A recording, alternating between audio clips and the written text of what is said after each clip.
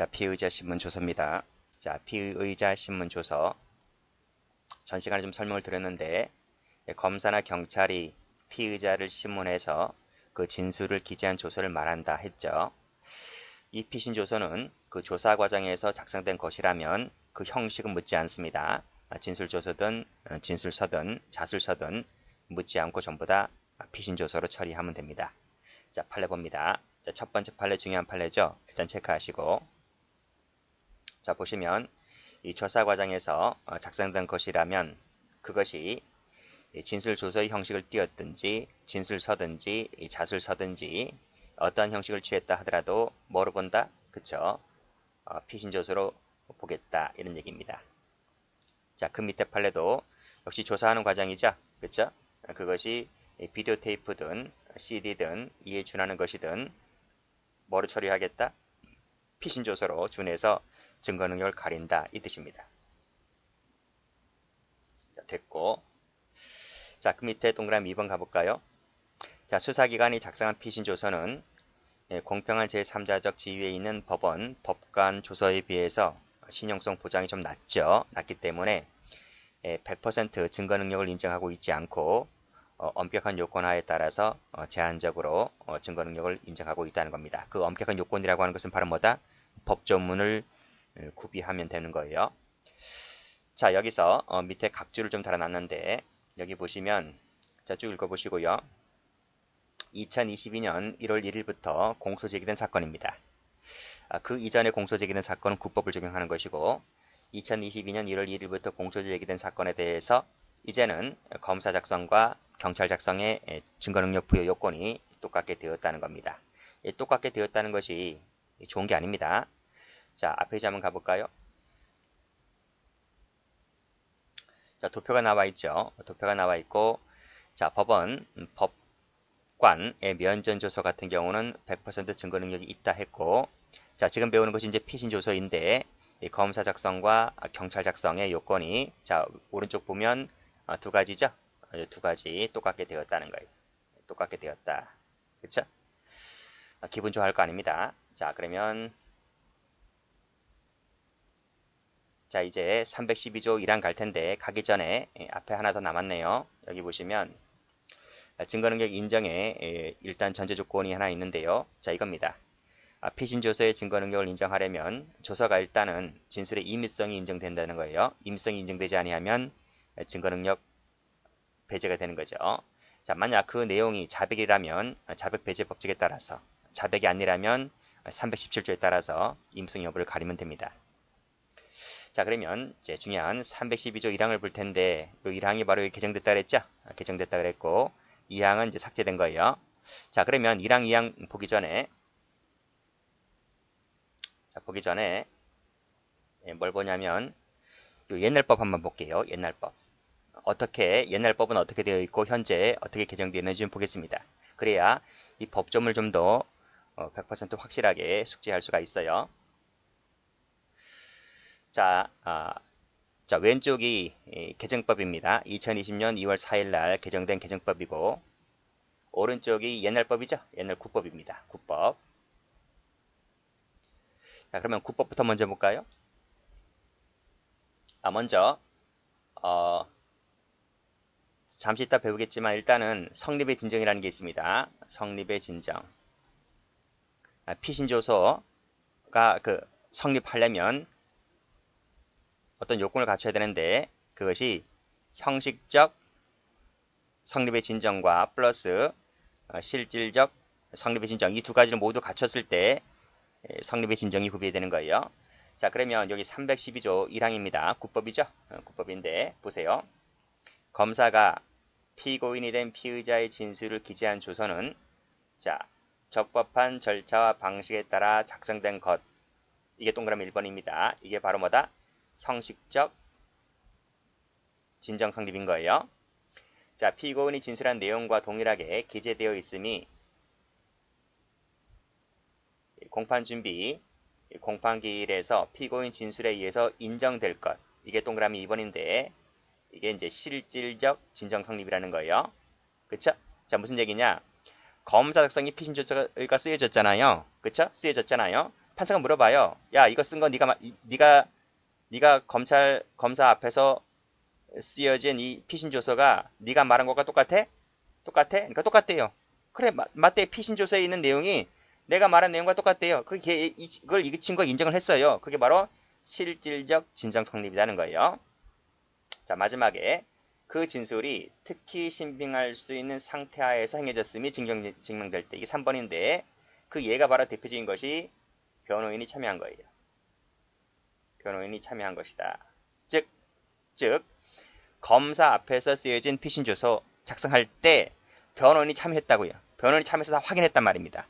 그랬다면 즉 형식적 플러스 실질적 플러스 이거 작성할 때 변호인이 참여했다면 증거를 쓸 수 있다. 증거를 쓸 수 있다. 자, 2항 잘 보세요. 2항. 여기 삭제된 조문인데 요 2항. 그럼에도 불구하고 자, 조서 진정을 피고인은 부인합니다. 법정에서 부인해요.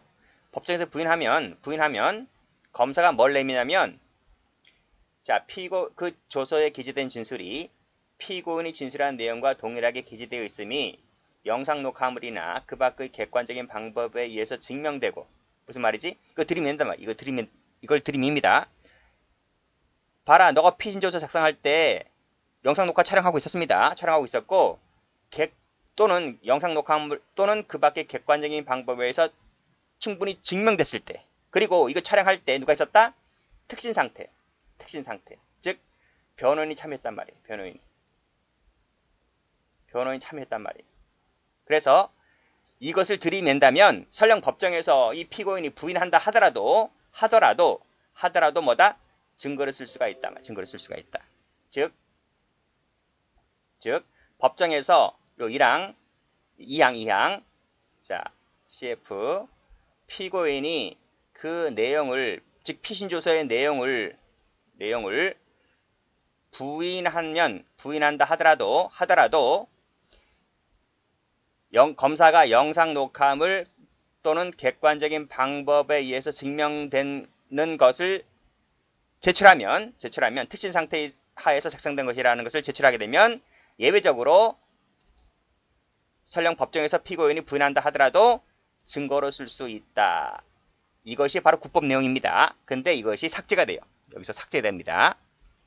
자, 그러면 삭제되는 것으로 인해서 어떻게 문제점이 발생하냐면 볼게요. 1항입니다. 검사가 작성한 피신조서가 적법한 절차 방식에 따라 작성된 것일 것. 그쵸? 이게 바로 뭐다? 동그라미 1번. 이게 바로 오른쪽에서 보는 형식적 진정 성립인 거예요. 자, 공판준비 공판기일에서 그 피의자였던 피고인이나 변호인이 내용을 인정할 때 이게 동그라미 2번입니다.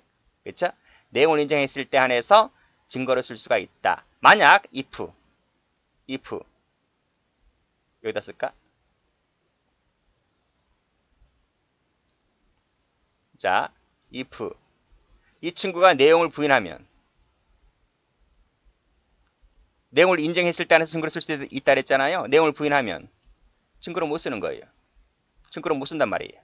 근데 오른쪽에 가보면 내용을 부인한다 하더라도 객관적인 방법, 영상 녹화물을 들이밀면 부인한다 하더라도 증거로 쓸 수 있단 말입니다. 그쵸? 근데 왼쪽을 가보면 내용을 부인하면 오른쪽에 있는 이 조항을 삭제해버렸기 때문에 증거를 쓸 수가 없어요. 예외 조항을 없애버렸기 때문에 어떻게 된 거예요? 경찰이나 이것이 이 조항이 사망 조항도 똑같잖아요. 1항은 검사고 2항은 사망은 경찰이잖아요. 똑같아요. 여기도 내용을 인정했을 때 안에서 증거를 쓸 수 있다고요. 내용을 부인해버리면 여기도 증거를 못 쓰는 거예요. 그래서 경찰이 그 적게는 며칠, 많게는 몇 달 동안 쓴 피신조서, 검사도 마찬가지고 그 조서가 법정에서 피고인 한마디에 의해서 내용을 부인해버리는 이 한마디에 의해서 이 피신조서는 휴지 조각이 돼버리는 거예요. 즉 실체적 진실 발견이 더욱 어려워졌다 이 말입니다. 국회의원들이 법을 이따위로 만들어 놓은 거예요. 그래서 또 우리 현재 판례 있죠. 영상 녹화물 같은 경우는 독립적인 증거 능력을 부여하고 독립적인 증거 능력을 인정하고 있지 않잖아요. 그치? 그 판례도 나중에 바뀌어야 돼. 지금 법이 이렇게 돼 있기 때문에. 근데 현행법으로는, 현행 판례로는 영상 녹화물도 지금 뭡니까? 독립적인 증거 능력을 부여하고 있지 않고 312조 2항도 삭제해버렸고, 그치? 딸랑 하나 있는 것이 316조 조사자 증언 제도인데, 조사자 증언 제도는 거의 사문화되어 있잖아요. 그걸 활성화 시켜야 되는데 거의 사문화되어 버린 316조. 뭐 어떡하겠냐고 지금. 그렇잖아요. 뭐 힘든 것은 경찰, 수사관들이 힘들지. 그쵸? 다 잡아놓은 범인을 법정에 나가서 피고인 한마디에 의해서 증거, 이 피신조서 자체가 쓰레기 돼버리니까 참 실무자들은 많이 힘들 겁니다. 자, 어쨌든 법이 이렇게 바뀌었으니까 우리는 이 바뀐 대로 공부해 두시면 될 것 같아요. 자, 그러면 다시 교재 한번 와볼게요. 자, 교재입니다. 자, 검사가 작성한 피신조서가 적법한 절차 방식에 따라 작성된 것, 여기 동그라미 1번이라 있습니다. 이것이 여기서는 형식적 진정 성립이다. 형식적 진정 성립. 실질적 진정 성립은 어디 갔냐? 동그라미 2번에 묻혀 있어요. 자, 그 피의자였던 피고인이나 변호인이 그 내용을 인정했을 때, 이 동그라미 2번입니다. 그 내용 인정이라고 하는 말은 잠시 이따 뒤에 가서 설명할 거예요. 여기서는 뭐다? 여기서는 이것이 실질적 진정 성립 플러스, 이게 무슨 말이다? 이 피신조서에 적혀져 있는 내용을, 네가 말한 내용이 피신조서에 그대로 적혀 있니? 예, 맞습니다. 그대로 적혀 있습니다. 이게 실질적 진정 성립이야. 근데 이것이 객관적 실체에 맞니? 이때 이것이 야가 부인해버리면 이건 시주어에 돼버리는 거야. 그쵸?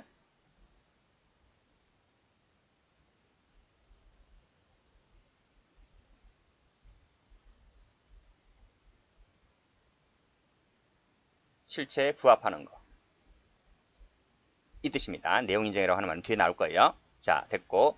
그 다음에 요 두 가지, 어쨌든 복잡하면 총 세 가지가 되지만, 그쵸? 형식적, 실질적, 객관적, 부합. 총 세 가지가 되지만 법조문 자체는 의미로서는 이제 하나, 두 가지밖에 없어요. 그 다음 시험 나오는 것은 그 피의자였던 피고인 또는입니다. 이 또는. 자, and로 나오는 부분도 많아요. 그러니까 기출문제집 가보면 그 피의자였던 피고인은 물론 이렇게 하면 틀려요. 물론이란 말은 and란 말이잖아요. 물론이 아니고 또는입니다. 오화로 적어야 돼요. 이 색깔 칠하시고. 자, 됐습니다. 자, 다음 페이지 가보죠. 조서의 범위입니다. 누가 작성해야 된다? 나와 있잖아. 검사 작성이라고요. 검사 작성. 검찰 개장이 아니에요. 실무적으로는 검찰 개장이 다 하지만 검사 작성입니다. 만약 검사가 아니라면 312조 1항이 적용되지가 않습니다. 그럼 어떻게 되는 거야? 뭐 어떻게 되겠니? 312조 3항이 되는 거지. 3항으로 넘어가는 거겠지. 어쨌든 검사가 작성했을 때 1항이 됩니다. 자, 됐고. 요거 관련 판례를 좀 볼까요? 자, 보시게 되면 여기 보세요. 자, 인정된 판례죠. 자, 검사가 피의 사실에 대해서 전반적인 핵심적인 사항을 질문합니다. 그리고 이를 토대로 하여 검찰 주사 개장이죠. 검찰 개장이 이제 피신 조서를 작성합니다. 그러면 이 검사가 쓴 거로 봐야 되냐, 검사 작성으로 봐야 되냐, 아니면 검사 아닌 자가 작성한 것으로 봐야 되냐라고 하는 부분이 다퉈지는데, 검사가 전반적 핵심적 사항을 질문했다면 이것은 검사 작성으로 봐야 된다. 이게 판례입니다. 자, 다음 1번 판례 볼게요. 여기를 보시면 여기도 검찰 주사가 작성하잖아요. 검찰 주사가 작성합니다. 검찰 개장이 작성합니다. 그런데 이 검찰 개장이 작성할 때 검사가 참석하지 않아요. 없어. 사무실 없다고. 그리고 작성하고 난 후에 검사가 왔어. 검사가 와서 물어보기를 전반적 핵심적인 사항을 물어보는 게 아니라 개괄적으로 물어봐. 이것은 뭐다? 설령 검사 도장이 찍혔다 할지라도 이것은 검사 작성으로 보지를 않습니다. 됐어요? 자, 또. 자, 2번도 마찬가지로 검사가 없어. 그 자리에 없어. 없고 다 쓰고 나니까 끝났지? 끝났습니다. 다 검찰 개정에 다 쓰고 나니까 나중에 와서 자, 이게 모두 사실이냐 하는 취지로 역시 개괄적으로 물어봅니다. 그쵸? 역시 이것도 마찬가지로 뭐로 본다? 검사 작성으로 보지를 않는다. 일항으로 볼 수가 없다 이 말이지. 됐나요? 그런 얘기입니다. 그래서 요 개괄적, 여기 개괄적, 그치? 개괄적 없어 자리에. 자리에 없어.